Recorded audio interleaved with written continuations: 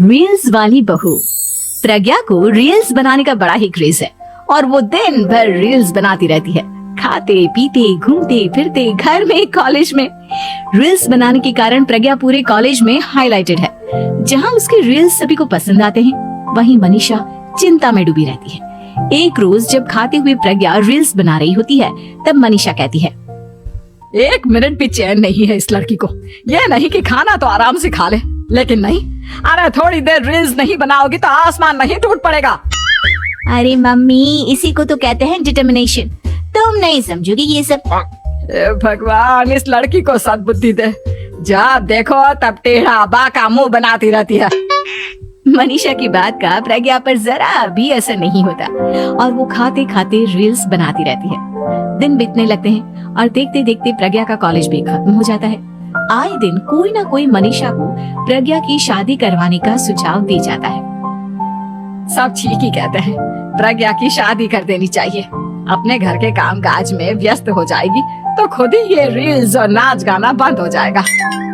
मनीषा और प्रेम प्रज्ञा के लिए एक अच्छा लड़का ढूंढने लगते हैं और तभी विकी का रिश्ता प्रज्ञा के लिए आता है, जिसने प्रज्ञा को उसकी रील्स देखकर पसंद कर लिया था। अगले दिन विकी अपने माता पिता के साथ प्रज्ञा के घर पहुंच जाता है और प्रज्ञा साड़ी पहने हाथों में चाय की ट्रे लिए उनके सामने आती है। जब विकी को पसंद है तो हमें भी बहू पसंद है। बहन जी, आप बारात की तैयारी कीजिए। एक बार लड़का लड़की अकेले में बात कर ले तो अच्छा रहेगा। हाँ हाँ, क्यों नहीं।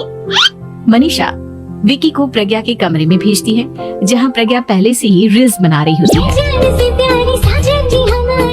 तभी विकी कहता है, आ गए आपके साजन जी।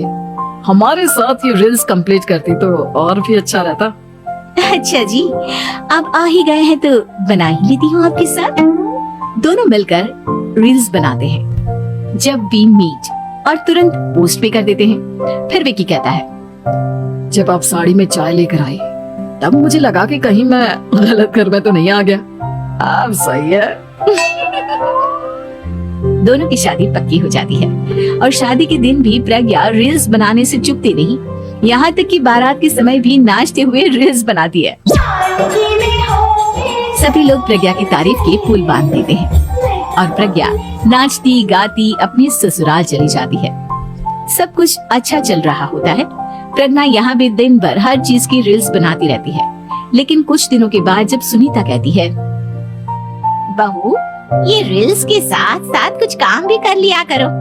वैसे तुझे और क्या क्या बनाना आता है? मम्मी जी, वैसे तो सब कहते हैं कि मैं सब कुछ अच्छा बनाती हूँ, लेकिन मुझे लगता है कि मैं मैगी अच्छा बना लेती हूँ। हाँ, कॉफी भी अच्छा बना लेती हूँ और मुंह तो सबसे अच्छा बना लेती हूँ।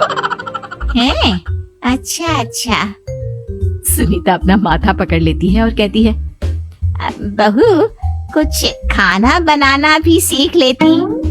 मम्मी जी, मैं लंबी प्लानिंग कर रही हूँ। जल्दी ही मैं इतनी फेमस हो जाऊंगी कि मुझे पैसे मिलने लगेंगे। हम दोनों सास बहू राज करेंगे, राज। नौकर काम करेंगे और लोगों की तो लाइन लगेगी हमसे मिलने के लिए। तेरा दिमाग खराब हो गया है क्या बहू? हंसी मजाक तक ठीक है, लेकिन इस तरह घर नहीं चलते।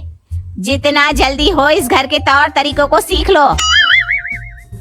प्रज्ञा मुंह घुमाकर चली जाती है और तुरंत उसी वक्त एक रील बनाती है।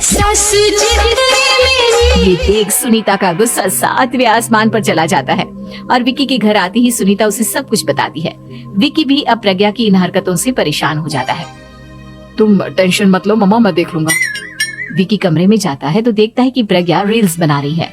विकी बड़े ही प्यार से प्रज्ञा से कहता है, प्रज्ञा, इन सब के लिए मैं तुम्हें मना नहीं कर रहा हूँ, लेकिन फिर भी हर वक्त तो ये अच्छा नहीं लगता ना। समझने की कोशिश करो, मुझे भी तुम्हारा थोड़ा वक्त चाहिए। मैं जब ऑफिस से आता हूँ तो मुझे समय देने की जगह इसी में लगे रहते हो। तुम ज्यादा ही सोच रहे हो। तुम भी मेरे साथ रील्स